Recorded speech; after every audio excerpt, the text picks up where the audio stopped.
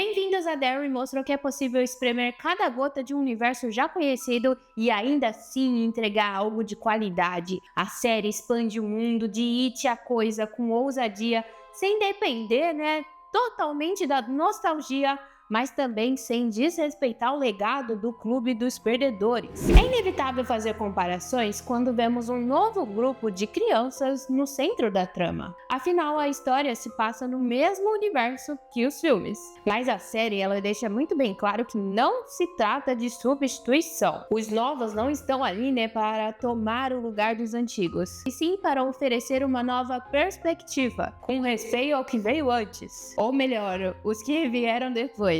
Já que a série se passa no passado. Logo no primeiro episódio, a série já choca e surpreende. O público é levado a acreditar que Matt, junto com Lily, Ted, Bill e Suzy, seriam os protagonistas da história. Mas a brutal virada logo mostra que não é bem assim. Apenas a Lily sobrevive. A cena de abertura é perturbadora e deixa isso muito bem claro. O Matt ele tenta fugir de Derry, pedindo carona, e uma família aparentemente comum o acolhe. O clima, no entanto, se transforma rapidamente. Os filhos do casal começam a agir de forma estranha. A mãe grávida entra em trabalho de parto e dá à luz a uma criatura monstruosa e ainda presa ao cordão umbilical. A criatura ataca Matt violentamente e a câmera corta para fora do carro no momento do ataque. E esse começo impacta por dois motivos. A cena é gráfica e grotesca, com um nível de horror que não era esperado para personagens que pareciam ser protagonistas. O segundo motivo é a quebra de expectativas. A morte do Matt,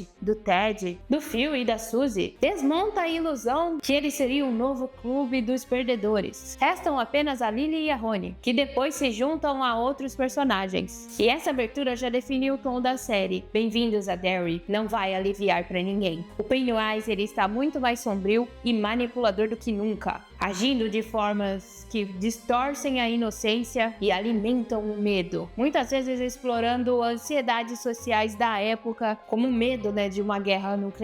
E outra coisa interessante é como a narrativa isola a Lily. Mesmo com o Rony presente, ela acaba sendo a única testemunha daquela tragédia. Quem acreditaria que uma entidade sobrenatural foi a causadora da morte de várias crianças? Ninguém. A Lily é construída justamente para ocupar esse papel. A louca, internada realmente várias vezes, desacreditada por todos. Ela passa a ser ignorada como se estivesse inventando tudo. E é exatamente isso que o Pennywise quer. Usar o medo e o isolamento como armas para dominar suas vítimas. E outro ponto forte de Bem-vindos a Derry é como a série usa a própria cidade como parte de terror. A gente sabe que o racismo ele sempre existiu, infelizmente, e não foi criado pelo Pennywise. Mas ele se aproveita disso e potencializa isso. Ele se alimenta desse ódio já presente. E isso fica evidente quando percebemos que ele corrompe não só crianças, mas também os adultos. Um exemplo claro é a cena da Charlotte, a mãe de Will, quando ela presencia uma briga violenta entre crianças e ela tenta intervir, mas as pessoas ao redor olham para ela como se ela fosse a errada da situação, como se fosse a intrusa. É um reflexo direto de como a cidade está envenenada, e isso se conecta ao arco da Roni, onde o Pennywise arma um plano desde o início para fazer o pai dela parecer ocupado pelo massacre no cinema. A ideia era simples e extremamente cruel: usar o racismo estrutural para transformar o pai da Roni num vilão perfeito. O Pennywise ele manipula tudo para que o povo de Derry acredite que um homem negro foi o responsável pela morte brutal das crianças, mesmo sem provas, mesmo sem corpos. E uma coisa muito sinistra foi a Sra. Kurt. A série revela que ela é a filha do Pennywise original. Ela está claramente, ajudando a coisa. E a sua relação com o pai da Roni parece ter sido manipulada desde o começo com um único objetivo: criar uma situação escandalosa e explosiva. Na época retratada, um homem negro se relacionar com uma mulher branca, ainda mais uma mulher branca casada, era considerada um escândalo muito grande. E o Pennywise ele usa isso com precisão.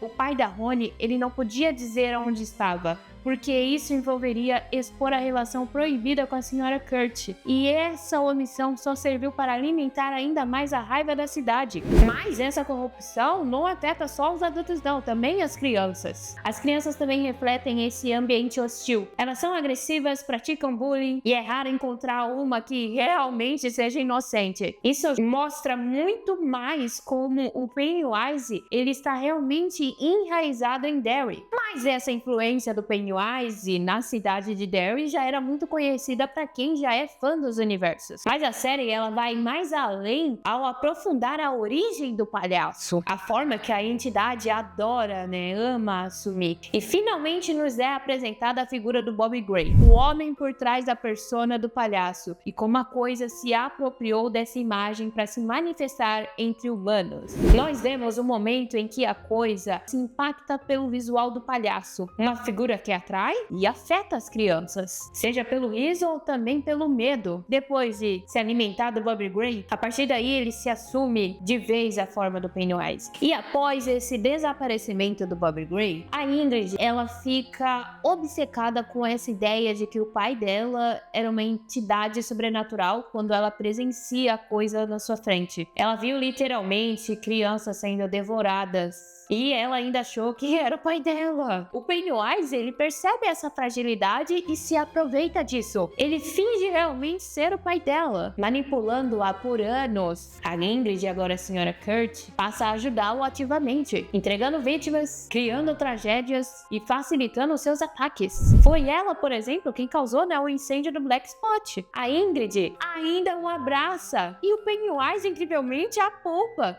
E muitos se perguntam por que o Pennywise manteve a Ingrid viva. E a resposta era simples: ela era útil. Enquanto ele tinha inimigos tentando contê-lo, ela funcionava como uma aliada disfarçada, atraindo alimento e espalhando medo muito mais fácil para ele. Fora que também sabemos que aquilo que ele mais gosta é consumir carne com medo. E ela não tinha medo dele, ela admirava ele. E quando a Ingrid ela percebe que ele não era o seu pai, que cena, gente. O Pennywise ele não a mata, ele faz ela flutuar e deixa ela à beira da loucura, o que se conecta, claro, com o arco da Beverly, especialmente quando a Kurt ela menciona o suicídio da garota lá no final. Mas um paralelo interessante é juntar a Sra. Kurt com o general. Enquanto ela se tornou meio que uma serva da coisa, por pura obsessão e fragilidade emocional, o general ele seguiu um caminho extremamente oposto. Ele passou a vida tentando capturar a entidade. Em todos os episódios, ele demonstra uma obsessão crescente em ter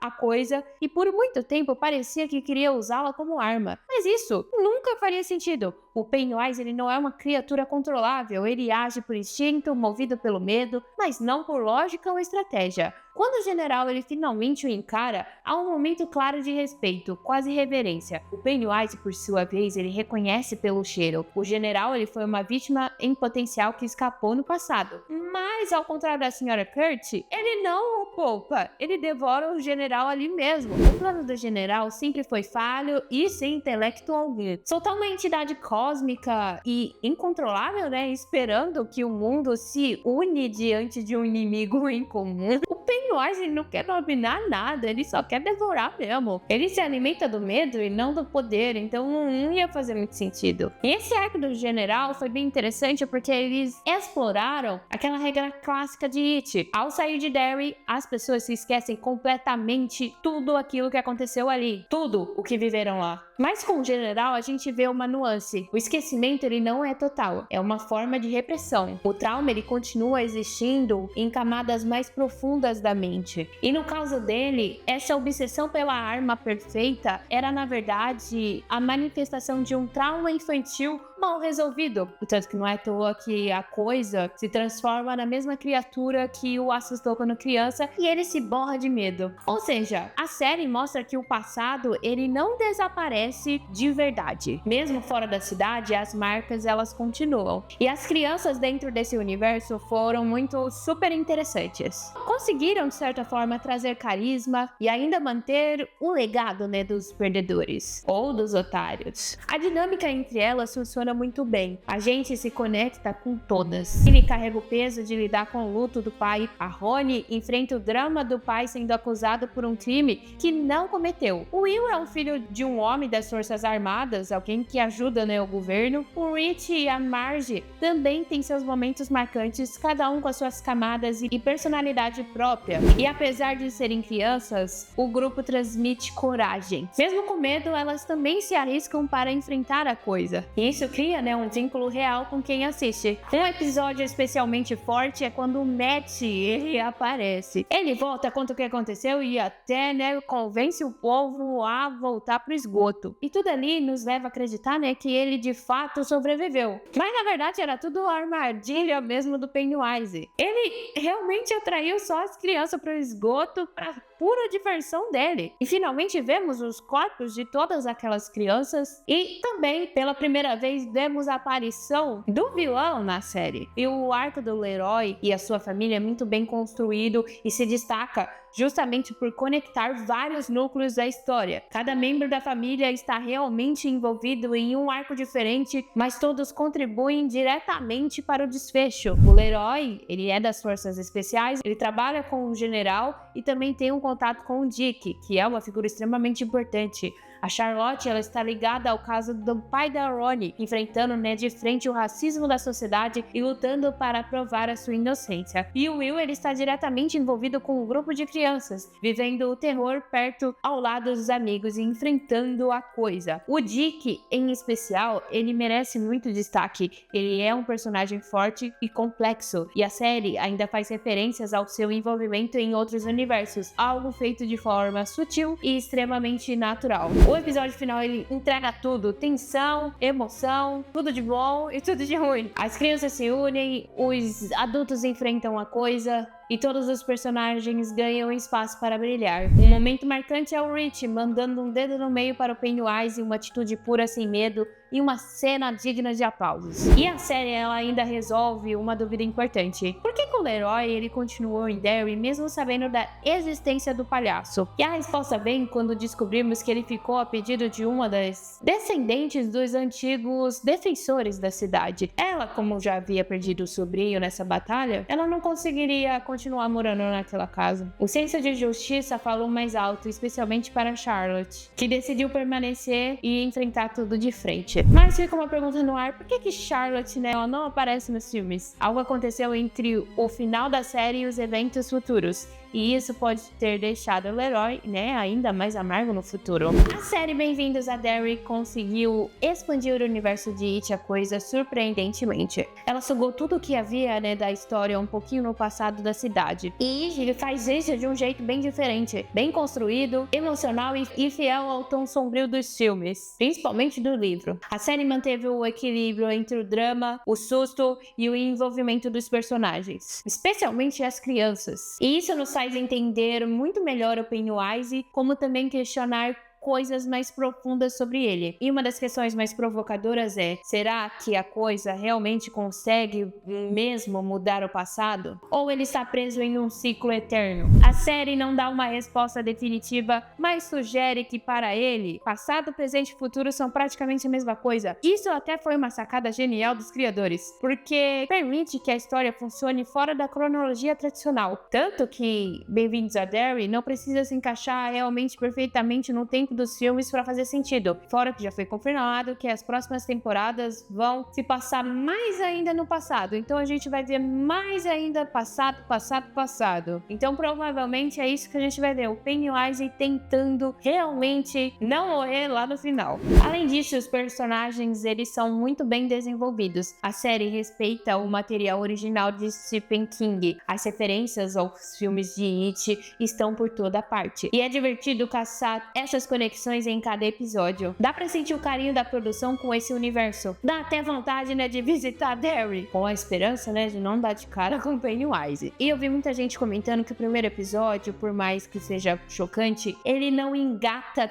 tanto de imediato. Mas eu vi que muitos, né, gostaram a partir do 3º e 4º episódio, já que começa a construir um clima de expectativa real. Cada final de episódio você quer desesperadamente assistir o próximo. Isso é um sinal de roteiro muito bem feito. No fim das contas, Bem-vindos a Derry pegou um universo gigantesco e conseguiu transformá-lo em algo novo, relevante e bem inteligente. E muito disso se deve à direção, à equipe criativa e ao próprio ator que interpreta o Pennywise, né, que esteve, né, diretamente envolvido na produção. Dá pra ver o cuidado em cada detalhe. Mas e aí, você gostou da série? Não gostou da série? Qual foi seu momento favorito? Qual foi o momento que você mais detestou? Pode ficar à vontade nos comentários. Olá, eu sou a Brenda, seja muito bem-vindo ou bem-vinda a mais um vídeo no nosso canal Genética Nerd. Se você gostou desse vídeo, deixe o seu like, se inscreva no canal, ative o sininho, pois vai ter muito conteúdo sobre esse universo de It, a Coisa. Eu vou deixar um vídeo aí na tela final para você conhecer ainda mais o nosso conteúdo por aqui. Clica nele e então até o próximo vídeo.